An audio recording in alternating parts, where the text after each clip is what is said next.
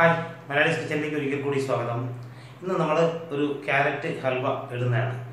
പക്ഷേ ഈ ക്യാരറ്റ് ഹൽവയോട് ഞാൻ കടപ്പെട്ടിരിക്കുന്നത് എൻ്റെ ഒരു കസിനാണ്.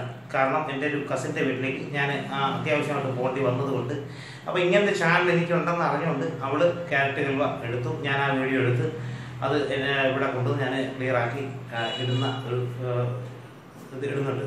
അപ്പോൾ ഇതിൻ്റെ ഒരു രസം എന്ന് പറയുന്നത് ക്യാരറ്റ് ഹൽവ എങ്ങനെ ഉണ്ടാക്കുന്നത് എന്ന് ഞാൻ കറക്റ്റ് പറയാതെ അറിയുന്നത് വളരെ അത്ഭുതത്തോടെ ഞാൻ എളുപ്പത്തിൽ ഉണ്ടാക്കുന്നൊരു ക്യാരറ്റ് ഹൽവ നമ്മൾ കാണാൻ പോകുന്നു. തീർച്ചയായിട്ടും നിങ്ങളത് കാണുക, സബ്സ്ക്രൈബ് ചെയ്യുക. എല്ലാവർക്കും താങ്ക്സ്.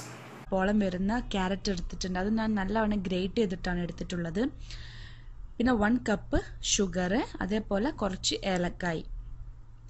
പിന്നെ ഞാൻ ഇവിടെ നട്ട്സ്, അതായത് കാഷ്യൂ നട്ട്, ബദാം, കിസ്മിസും എടുത്തിട്ടുണ്ട്. പിന്നെ നമ്മളൊരു പാന് ചൂടാക്കുക. അതിലേക്ക് നമ്മൾ ആവശ്യത്തിന് നെയ്യ്, അത് നമ്മൾ കുറച്ച് നെയ്യ് ഒഴിക്കേണ്ടത്. ഞാൻ ഇവിടെ 2 ടേബിൾ സ്പൂൺ നെയ്യ് ഒഴിച്ച്, പിന്നെ അതിലേക്ക് നമ്മളുടെ 2 കപ്പ് ക്യാരറ്റ് ഗ്രേറ്റ് ചെയ്ത് നമ്മളിതിലേക്ക് ആഡ് ചെയ്തിട്ട് ഒന്ന് ഇളക്കിക്കൊണ്ടിരിക്കുക. പിന്നെ അതിനുശേഷം നമ്മൾ വീണ്ടും 1 ടേബിൾ സ്പൂൺ നമ്മളിതിലേക്ക് നെയ്യ് വീണ്ടും ആഡ് ചെയ്തിട്ട് ഒന്നുകൂടി നല്ലവണ്ണം ഇളക്കുക. അങ്ങനെ കുറച്ചൊരു 5 മിനിറ്റ്സ് കഴിഞ്ഞാൽ അതിലേക്ക് നമ്മളുടെ പാല്, ഞാൻ ഇവിടെ 1 കപ്പോളം വരുന്ന പാൽ എടുത്തിട്ടുണ്ട്. അത് ഞാൻ ഇതിലേക്ക് ആഡ് ചെയ്തിട്ട് നല്ലവണ്ണം കുക്ക് ചെയ്യാൻ നമ്മൾ വെക്കാം. എന്നിട്ട് അതിൻ്റെ ഒരു കളറൊക്കെ ഒന്ന് മാറി വരുമ്പോൾ നമ്മളൊരു പിഞ്ച് ഉപ്പിടുക. വീണ്ടും നമ്മൾ ഇളക്കിയിട്ട് നമ്മളുടെ ഈ ഷുഗർ ഉണ്ടല്ലോ, ഷുഗറും ഏലക്കായും നമ്മൾ നല്ലവണ്ണം മിക്സ് ചെയ്തിട്ട് പൊടിച്ചെടുക്കണം. എന്നിട്ട് നമ്മൾ അതും ഇതിലേക്ക് ആഡ് ചെയ്തിട്ട് ഒന്നുകൂടി നല്ലവണ്ണം ഇളക്കുക.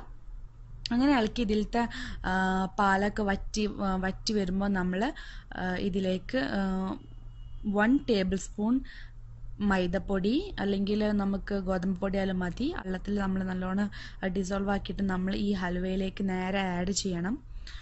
അങ്ങനെ ആഡ് ചെയ്തിട്ട് ഒന്നും കൂടി നല്ലവണ്ണം അത് മിക്സ് ചെയ്തിട്ട് വീണ്ടും 10 മിനിറ്റോളം നമ്മളത് മൂടി വയ്ക്കണം. അങ്ങനെ 10 മിനിറ്റ് കഴിഞ്ഞിട്ട് നമ്മളൊന്ന് തുറന്ന് നോക്കുക. അപ്പം നമ്മളുടെ ഈ ഹൽവ ഏകദേശം ടൈറ്റ് ആയിട്ടുണ്ടാവും. പിന്നെ ഒരു സൈഡിൽ നിന്ന് മറു സൈഡിലേക്ക് ഇതെടുക്കാൻ പറ്റും. അതാണ് ഇതിൻ്റെ ഒരു കറക്റ്റ് ആയിട്ടുള്ള ഒരു കൺസിസ്റ്റൻസി. അപ്പം നമ്മുടെ ഹൽവ കുക്കായെന്ന് അർത്ഥം.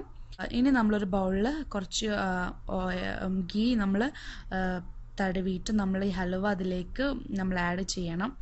എന്നിട്ട് ലാസ്റ്റായിട്ട് നമ്മളുടെ ഈ നട്ട്സൊക്കെ നമ്മൾ ഇതിൻ്റെ മേലെ ഡെക്കറേറ്റ് ചെയ്യാം. ഈ നട്ട്സ് നമുക്ക് വേണമെങ്കിൽ കുറച്ച് നെയ്യിലിട്ട് വറുത്തെടുക്കാൻ ചെയ്യാം. പക്ഷെ ഞാൻ ഓൾറെഡി നമ്മളിതിലേക്ക് നെയ്യ് ആവശ്യത്തിനുണ്ടായതുകൊണ്ട് ഞാൻ വറുത്തെടുത്തിട്ടില്ല. അപ്പോൾ നമ്മളുടെ വളരെ ടേസ്റ്റിയായ, വളരെ കുറച്ച് ടൈം, ഒരു 20 മിനിറ്റ്സോളം നമുക്ക് സ്പെൻഡ് ചെയ്താൽ കിട്ടാവുന്ന അധികം